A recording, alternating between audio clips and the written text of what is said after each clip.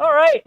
Good afternoon, everyone out there. I'm Mike Huber, Director of Technical Support from Alliance, and this is John Briggs. I'm John Briggs. Who is he? Who is He's our John New Briggs? England sales manager. He's been with the company. I think he's our second longest tenured U.S. employee. Just a little longer than you, Mike. Just a little longer than me. Oh, no.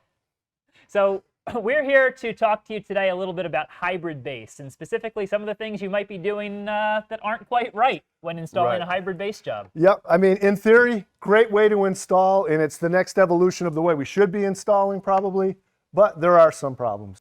All right. Well, without wasting any more time, John, let's dig into things Let's here. talk about hybrid base or open graded base. There's a couple different things we could call it here. There's many different things this is called, and unfortunately, there's many different ways that these are built, John. There certainly are, so let's take a look at a few of them and what might be the best practices. Right. So we feel that the idea of open graded base would be clean stone as your foundation, right, as your base material, and then chip stone as your setting bed. So, you know, you got that cross section. So instead of having that modified or crushed stone, we have the clean stone as our base and that chip stone as our setting bed. Now, some people do things a little bit differently. They might do modified stone and chip, Sure. but this kind of draws from the idea of a permeable installation. Right. So I think really it comes down to the aggregates we're going to use.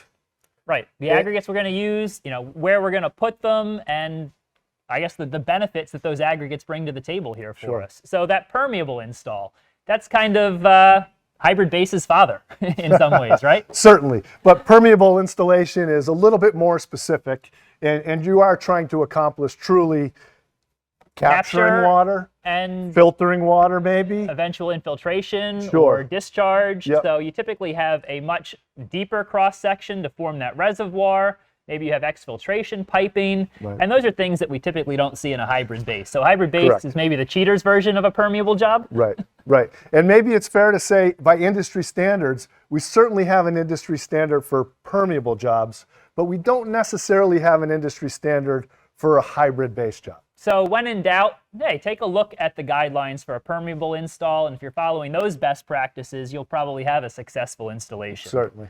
Real quick, let's take a look at some different materials here, John. Sure. So what do we have on the table here? This one here, I think we can all agree, this is our typical cross-section for a traditional install. So it's crushed stone. We have the 3/4 inch particles, we've got the fine particles, and we have a sand setting bed on top. So we'd call that crush and run? Crush and run, modified stone, road base. Wherever you happen to be, whatever you might call it. Right.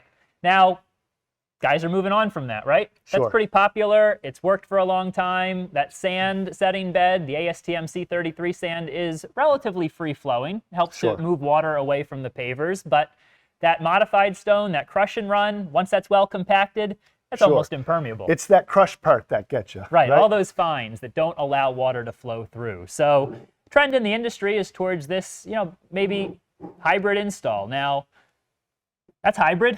That's modified crush and run. That looks pretty dusty on the bottom of that jar right there. I mean, you cannot see any void space in there, so that's telling me that's not a good product in there. Well, I'm getting free-flowing setting bed material. Sure, but how far is the water going to go once it hits that base? Well, it's going to go about an inch down, and that's about it. Right. So what we've got to make a true hybrid install is the idea of using 3/4 clean stone and then a chip stone on top of that. So you have your 3/4 clean as your foundation, provide some void space for water to permeate through it, and then chip stone is your setting bed. And hey, it's becoming popular because there are quite a few benefits to this. A lot of benefits. What are some of those benefits, John? Well, benefits if installed properly. Let's start there, because remember the name of this show that we're doing. Well, there's drawbacks if it's done incorrectly. So but probably ideally, the biggest benefit, Mike, is it's permeable. Right. Free draining, right? We can let all that water that might work its way into the system work its way out, hopefully. Right. And free draining, look, that's something we'd want on every job. Water is the bane of our existence as hardscape installers. Certainly is. Then ease of installation, right? Sure. 3/4 clean is arguably easier to shovel, easier to move and easier to screed, compact. easier to compact. So let's make that job easier to install, right? We put in enough hours slinging dirt and Certainly. soil and stone. At least John used to. Well, not anymore. Extend your season? Sure. We can work in inclement weather.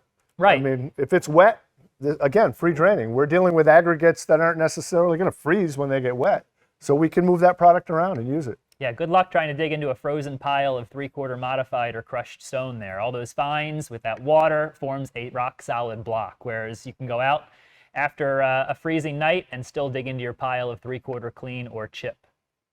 Pretty cool. Very cool. All right. So quite a few different benefits to that hybrid base install. We're going to dig into each one and kind of tell you where things might go wrong. Right. So should we hone in on that free draining part? Let's talk about the free draining idea. So, hey, let's talk about something else that's free draining, right? This toilet here is supposed to be free draining. It's supposed to allow whatever goes in to go out. Sure. But right before the show, we had a little problem. Well, look, for the most part, that is a free draining system, and that's the way it's made. But I want it to stay a free draining system, John. I would like that too, Mike. All right. Well, I had to come in and I had to do some dirty work to make sure that this was a free draining system. If you install your jobs properly, if you build them properly, they'll stay free draining and remain free draining. Right. And that's what we want to achieve here. So we want to cover a few things that you may be doing wrong out there in the field. And by just tweaking a few of your practices, you'll have a completely free draining system. So the first thing that you might want to take into consideration is your native soils. If you're working on a site that has clay soils, well, how well does clay drain? Clay doesn't drain. Clay doesn't drain. Did you hear that? Clay doesn't drain. So if you've got clean stone with void space that allows water to freely pass through it, it freely passes through it until it hits that clay. Right. So also, there could be other soils that aren't as free draining. And what this tells me is that on our subgrade, then we need to worry about what the bottom of that hole that we're digging, how that's graded and where it's headed. You don't want it all to pitch toward the middle? Well, typically on a typical installation, I don't know that all contractors are worried about that grade at the bottom of the hole. Right. There's not really room for water to gather underneath. But while free draining is beneficial, having a reservoir underneath your paver project certainly is not beneficial. Correct. So if we make sure that our subbase, our initial excavation, pitches off properly, that's a good step in the right direction, right? At least we're moving the water down the slope away from the project and hopefully accounting for it to infiltrate or running a pipe to daylight or something like that. Sure. Again, it's one thing to know that the water is draining through the system, but then where is it going to go once it gets to the bottom of the system? So that's important. Yep, can't stay there forever. So another potential issue that we see is the use of the wrong fabric. We are going to install this with clean stone. That's what we've been talking about so far in the whole show here. If you do not use a fabric, well, you got a problem because all the fine particles from the soils around this project are probably going to work their way into that clean stone and clog it up. Certainly. And again, though, another best practice pretty much in any installation, wrapping the fabric. Right, so why don't you show us that on our model here, John? So we can see on our model. So we're going to wrap that all the way up. We're going to wrap up that fabric and make sure that it's coming up our clean stone, coming up our setting bed material. We want to make sure that that's nicely wrapped and preventing any fines from migrating into it. But there's a second consideration with fabric, John. What is that? Well, it has to be a drainage fabric. Drainage fabric? There's a difference in fabrics? Oh, They don't all drain? there is. We sell both kinds, Mike. Right, but when you walk into the dealer, you might only get one kind. Right. We've got an interesting photo here. This comes to us courtesy of someone who is installing a hybrid base driveway. Uh-oh. Uh-oh. They went to their Yikes. dealer and they asked for draining fabric, drainable fabric. What did they get?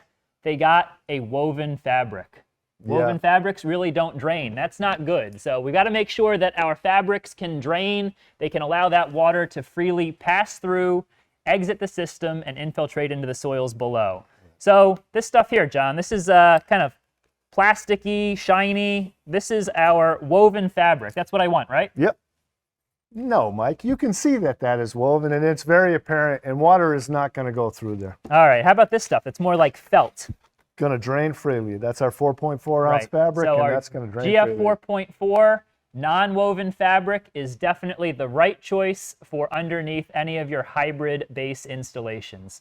Going to give you great separation to prevent those fines from migrating in, but it's going to stop any issues from occurring with those soils migrating upwards, allow that water to drain through. You'll have a great install. Now, I can think of one area where you wouldn't want a permeable fabric underneath hybrid base, John. Can you?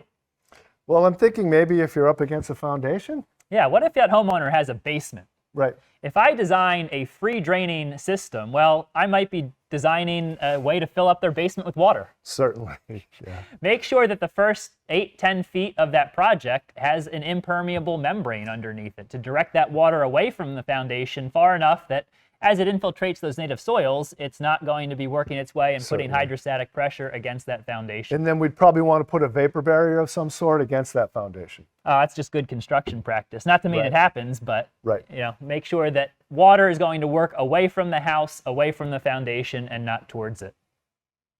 All right. Water's key. We got to make sure that we don't create a reservoir, we don't create a lake underneath our paver project. The other thing I hear from contractors all the time when it comes to hybrid-based installations is, hey, I do this because it requires no compaction. 3/4 clean stone is self-compacting dumped out of my skid steer bucket, John. Yeah, well, that's a misconception that a lot of contractors have, I think, Mike. There is going to be some compaction there that certainly is needed, and it is going to go down a little bit, and we'll show that. Certainly not as much as a regular base, but... All right. So take a look at this video here. We've got about 15 inches of clean crushed stone, and we're going to go ahead and tap it to simulate some compaction and consolidation. So as we tap that stone, you can see it drop, and it continues to drop. That's not even a real compactor, and that's 15 inches all at once. But I think we got almost 2 inches of compaction out of that. So you're talking about maybe 10, 12% settlement. If I installed a new patio at your house and charged you a lot of money for it, and then it settled 12%, how would you feel about that? Yeah, well, I don't think I'd like that very much after the fact. All right. We So might have some questions, Mike. I think we do have some questions. What do we got? Yes, so I have a question here. Can you use recycled concrete, or RCA, for a hybrid base? Can you use recycled concrete or RCA for hybrid base? Well, unfortunately, you cannot. Yeah. Recycled concrete is, hey, it's a necessity in some areas where stone is not very available, but recycled concrete always has fines in it, dust particles. It's not really an angular stone that locks together very well in many cases. So RCA is really not a suitable material to construct a hybrid-based project. And the more you move it, the more fines you get. Yep, it starts to disintegrate and kind of fall apart as you compact it. Any other questions, Eric? Yes. Is there a concern of the sand migrating down into the base material and messing up your final grade? They're jumping ahead on us here. We didn't even really get into we'll get there. Great compaction, but Good question. We'll get there. We'll talk about joint materials in a little while. Certainly. Anything else, Rick? One more question here is, do you need a layer of fabric between the base and the setting bed? Oh, fabric between the base and setting bed. So typically your base is 3/4 clean stone. Your setting bed is either a 1/4 inch or 3/8 inch chip, a number 8 or number 9 chip. And you don't need any fabric in between there. We don't want to put a barrier in between that stone. You know, the smaller stone will kind of mesh and lock in with the voids, and the larger stone. And I think we can see, Mike, it sufficiently chokes off. Yep, it's not going to the migrate down any further. It's not going to fill up all that void space, but that interlock, that meshing, is going to provide structural stability and strength to the overall project. If we put a layer of fabric in at that point, hey, that's a slip, kind of layer there. Things can slide and move, so no fabric, nothing in between your clean stone base and your chip stone setting bed. I think, too, it's important to note here that with a 3/4 inch or 57 or whatever we want to call that, compaction-wise, we're losing 5% or so when we do a typical installation, 25, 30%?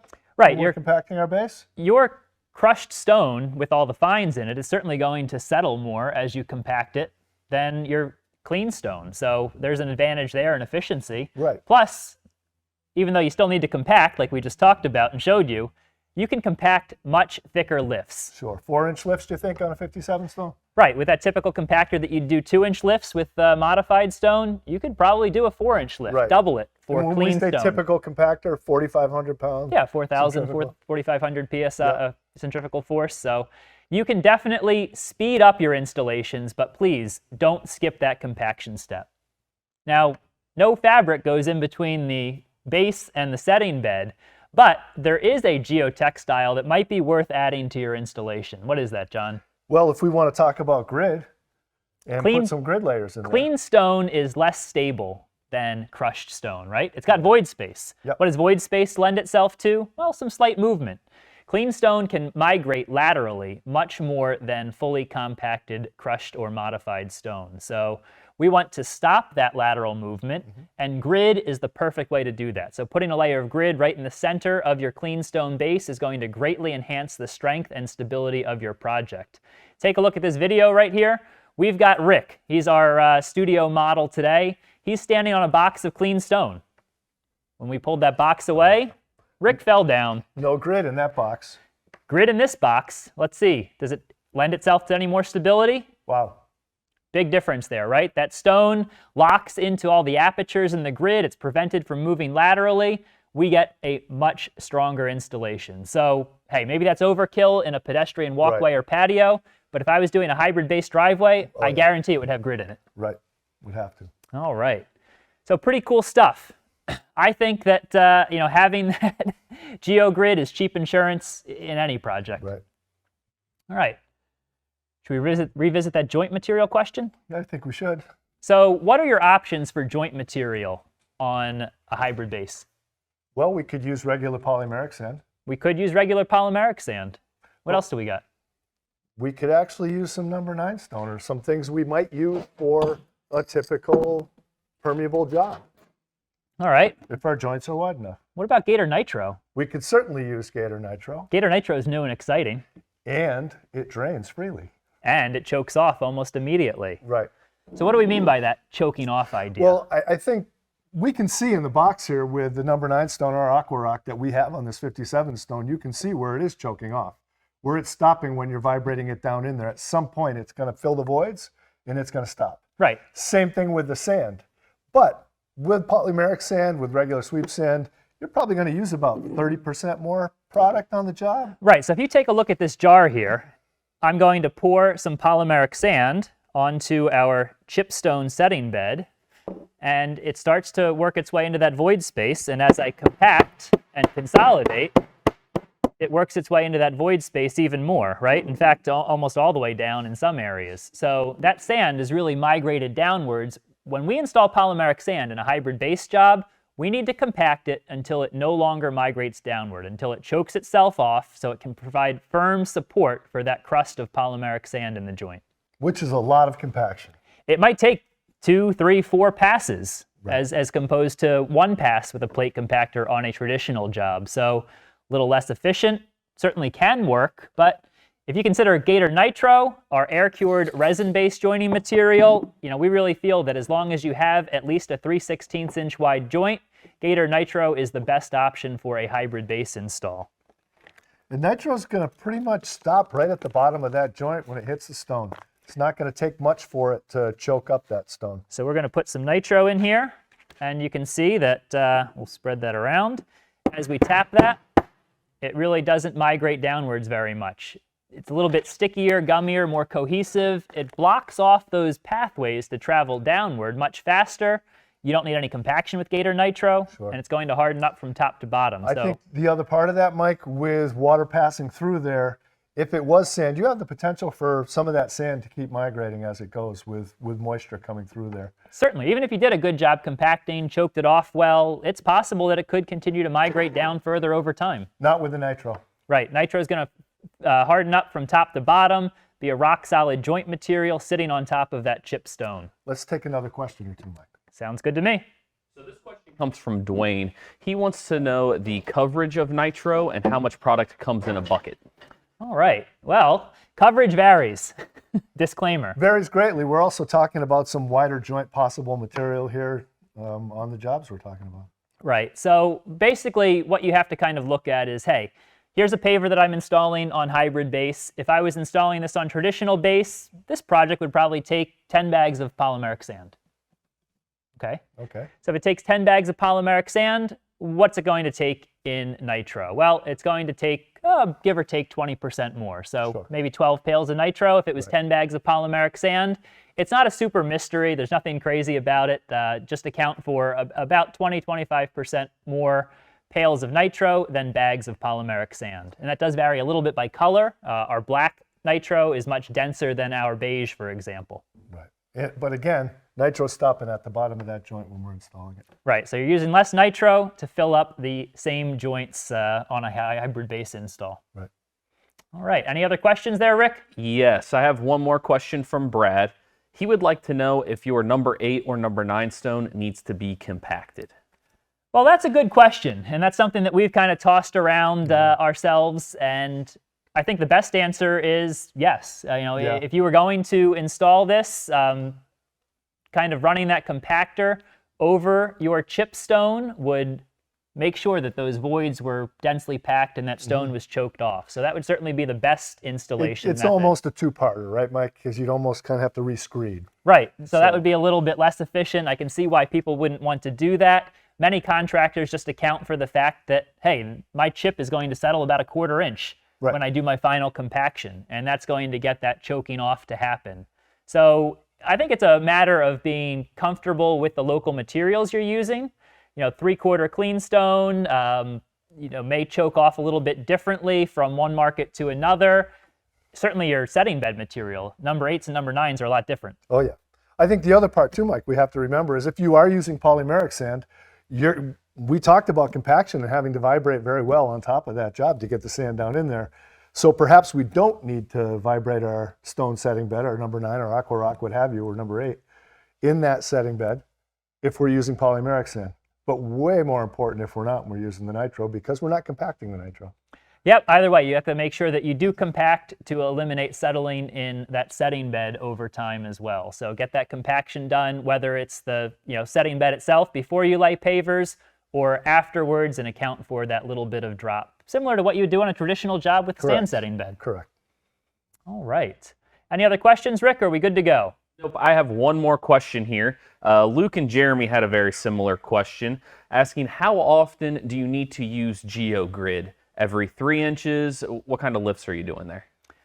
Well, the more geogrid, the better, right? Right. Every 2 inches would be appropriate. Mike's not even in sales, and the more geogrid, the better is what he's saying. But 4 inches? Realistically, that would be up to an engineer to decide if it was a heavy loading situation.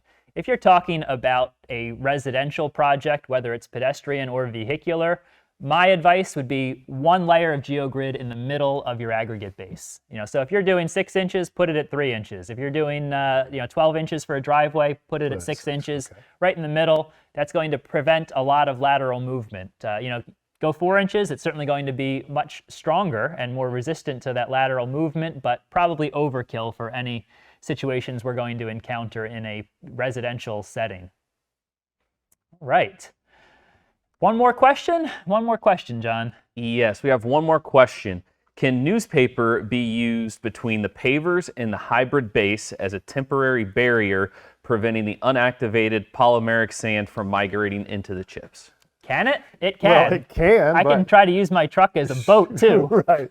It's not going to help. And it's not a good idea. You're putting a paper material over top of your setting bed underneath the polymeric sand. What's going to happen to that paper material over time? It's going to rot, and what's going to happen to the sand on top of it? You got nasty, mushy stuff working its way into your clean stone. You've got that polymeric sand now dropping because there's nothing stopping it. So it's a temporary fix that is going to give you long-term issues. Right. All right. So joining material, we really feel that nitro is by far the best option, and we want to play a quick video. Hey, nitro is a new material. It works a little bit differently than polymeric sand, and it's installed quite differently. So watch this video, see what you think. We'll come back and talk a little bit about how you're going to finish off your hardscape project with the appropriate edging.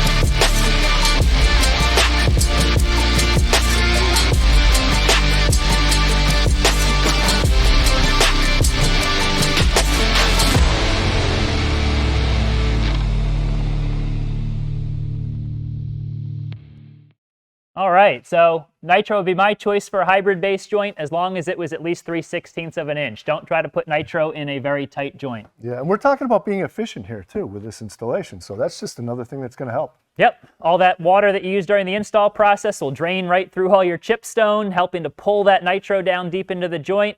It's really a match made in heaven, John. It is. It's perfect. All right, so we talked about using chipstone as our setting bed, and that chipstone means that we don't have quite as much friction interlock in that lateral plane, that horizontal plane of movement, John. Yep. What does that mean? I don't know, Mike. You're confusing me now. No, Better make sure that we have need to hold. good edge restraint, Yeah. right? We need to hold the job tight and keep it together. But despite the need for better edge restraint than a traditional job, arguably, it's harder to come up with a good way to stop lateral movement in a hybrid base install. Yeah. And I think now's when we can take a page out of the book of a permeable installation, right? Concrete curbing, big precast blocks, Big, expensive pay. those would work great, right? And that's how most permeable jobs are done. Precast curbing, poured concrete curbing, but that's not practical for Mrs. Smith's walkway. No, it's not. And yeah, if we're just talking about a little walkway, the last thing you're going to do is maybe buy some granite and drop it in the edges and wet set it, and that's a lot of work. But your typical plastic edge with some spikes isn't going to work either, is it, John? No, spike's not going to hold in that 3/4 inch stone. Right. It'll pull right out vertically. It can be pushed laterally without much effort. There's no real resistance to movement like you would have in a true traditional crushed stone application where those spikes are pounded into solid material. What about some grid with some edging, some plastic edging? There are some options out there. In fact, we've got one, right? Let's take a look. So the downside to this setup here, can you untangle that? You can. Well, it's kind of crazy. So the downside to a system like this is that you've got to figure out, hey, 3 feet before you get to your edge, exactly where your pavers are going to end. It's a good guess, right? There's no way you're going to get that edge tight up to your pavers. And it's still spikes we would have to put in there to help hold it. Yep. So not a great option. You could certainly use geogrid in some capacity to help reinforce your edge, but it's not a standalone option there. What about a metal edge, Mike? There are some metal edge options for hybrid base. You know, this one in particular has a special spike that's designed for hybrid base. So with this application, wow, that thing's medieval looking. It's, I think they're pretty costly as well. Yes, it's not an inexpensive solution, but this wider spike goes in through the edging here. And, well, with that width of that spike, you've got pretty good resistance to lateral movement, right? Right. Maybe not quite so great resistance to vertical movement, yep. but it is, it's an option that works okay, especially as that spike starts to rust and that aggregate starts to kind of bond to it. We really feel, though, that the best option for your hybrid base installations as far as edge restraint goes is the Gator Extreme Edge. Gator Extreme Edge, well, why do we call it Extreme Edge, John? Because it's extreme, Mike. It does the job. It's super strong, right? We're testing out 3 times stronger than a traditional bag of concrete. We've got fibers in there that help to minimize cracking. In fact, why don't we get a scoop of that and put it on close-up here? We mixed some up before the show. Thank you, John. All right, so we're going to get a close-up on here. You can see some of those fibers in here sticking out. And those fibers help to reinforce our concrete edge, right? We want to have a durable, long-lasting edge restraint for our hardscape system. So I'm going to slap some of that down on top of this chipstone here, John. Not going to stop me? Come on, you're supposed to stop me Clean it here. out, Mike. We got to get up under there and we got to make a nice ledge. Right. We can't put down our edge restraint on top of the setting bed material. This is unstable. Look at it move all over the place. So we want to pull away our chipstone here. We want to make sure that we dig underneath our pavers a little bit and that our extreme edge is going to be sitting on top of that 3/4 clean stone. If we get our extreme edge bonded into that void space sitting on top there, it's going to be nice and strong, well meshed with the entire system, resistant to lateral movement, and prevent those pavers from going anywhere. And this is all at about the cost of 2 sticks of plastic edging with spikes. Right, and it covers about the same linear footage, right? So cost-wise, you're talking about the same as plastic edge and spikes, but a much better result on a hybrid base installation. So you can see, it goes in pretty quick. One of the nice things about Extreme Edge is that it contains very small aggregate and polymers that make that mix nice and creamy and easy to work with. I had my doubts when we first launched Extreme Edge about the speed at which it could be installed, Right. but I've seen and done jobs with Extreme Edge just as fast as Plastic Edge. Certainly, maybe, I would say quicker if we're doing a lot of turns and radius. Quite possibly. Yeah. And definitely the best option for hybrid base. Your Plastic Edge is going to eventually cause job failure there. And here's what we're talking about. Nice rigid. Yep. Nice rigid chunk. Nice thing about Extreme Edge is it's so strong, you don't have to go super bulky like you would with regular concrete. Right. How long is it going to take for that to set up, Mike? We have a blend of cements, type 1 and type 3 cements in there. They set very quickly. So realistically, that's hardening up in about 6 hours. Fantastic. All right, I think we have some questions here. Yes, we do. I have a question from Wayne. How far beyond the outer edges of your project do you extend the Gator grid? How do you secure the Gator grid edges out there, and is that necessary? All right, well, with any project, you want to extend your base past the edge there. And I guess a general rule of thumb is you want it to extend at least the thickness of your base. So if you're doing that 6-inch pedestrian job, bring it 6 inches past the edge of your pavers. If it's a driveway where you're doing 12 inches of base, arguably 12 inches past the edge. We want to get it, as far as our compacted base is going beyond the job, we want that grid in there. Yep, bring that grid all the way to the end. No need to secure it. You know, the weight of the stone on top of it's going to keep it in place. Correct. All right, anything else, Rick? Yes, I have a question from Tyler here. What holds Extreme Edge to the ground to prevent lateral movement? All right, what holds Extreme Edge to the ground? Special glue that we put in there. Extreme Edge ground holding glue. All right, it's the fact that that Extreme Edge is meshed into the void space in that 3/4 clean stone, right? So we've got all that 3/4 clean stone. The Extreme Edge is filling up those holes in there. So that's what prevents it from moving laterally. And then that wedge shape that we built, right? We put some underneath the paver. It's built in a wedge shape and then backfilled. That also lends itself to preventing any lateral movement from occurring. It's the same principle as building a dam on a river, right? They're a wedge shape for a reason. Right. Anything else, sir? Tucker would like to know if you install the Extreme Edge before or after the polysand. Oh, great question, Tucker. What would you do, John? I'd put it in before, Mike. I'd put my edging in always before I put my sand in. Right, I would as well. You know, you don't want to have any lateral movement of the pavers occur while you're installing your polymeric sand. You can install your Extreme Edge and come back right away and install your polymeric sand. You don't need to wait. Right. If you're doing nitro in the joints, we'd like to see you wait, you know, hey, can you wait 3 or 4 hours? Let that Extreme Edge start to set up. As you saw in that video with the nitro, you use a lot of water to install nitro. We're introducing a lot. And having all that water run off one specific part of the low end of the job could start to wash away some of the cream in the nitro. Anything else, Rick, before we wrap up here? Yes. Do you have to wait before or after installing the Extreme Edge and doing the polysand, or can it all be done at the same time? No, I think we just answered Just that covered one. that one. Okay. Do it all at the same time. And then what if I need to remove it? What if you need to remove Extreme Edge? What if you need to remove Extreme Edge? Could take a little bit. Get a jackhammer out. No, it's tough, but it's not indestructible. You're doing a relatively low profile of Extreme Edge along your pavers there. If you need to break it and move it, certainly a large pry bar or a sledgehammer will allow you to take that apart and reset your pavers and then put some Extreme Edge back there if you need to. All right. Well, I think we hit on a lot of the reasons why people are using the hybrid base, some of the efficiencies, some of the places where people go wrong. Yep. If you really enjoyed the efficiency of hybrid base, though, you should check out Gator Base. Oh, what a cheap plug that is. But yes, you should, because if we're talking about being efficient on the job, saving time, time is money, then Gator Base is a product to be using. You can sign up for our text alerts if you want to be alerted to upcoming training events.